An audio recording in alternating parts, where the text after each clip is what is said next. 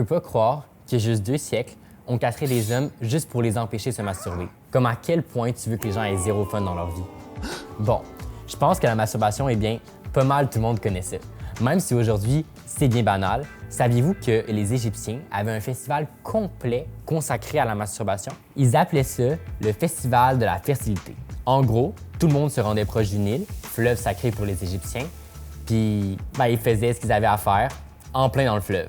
Il faut noter que c'est le pharaon qui lançait le bal. On croyait que cette activité apporterait bénédiction et prospérité au peuple. Bien essayé. Dans les années 1800, durant l'époque victorienne, disons que la masturbation était vraiment, mais vraiment mal vue. Ironiquement, c'est aussi durant cette même époque que le vibrateur a vu le jour. Par contre, ce n'était pas un outil de plaisir, mais bien un outil médical qu'on prescrivait aux femmes souffrant d'hystérie. Bien évidemment, le vibrateur a évolué et vous avez clairement plus besoin d'une prescription pour vous en procurer un. Aujourd'hui, on peut quand même avoir une petite pensée pour ces médecins qui prenaient à cœur la santé mentale féminine.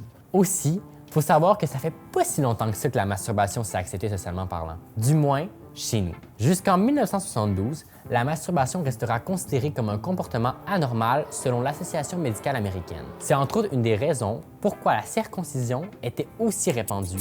On pensait que cette pratique médicale permettrait de réduire les envies de se masturber.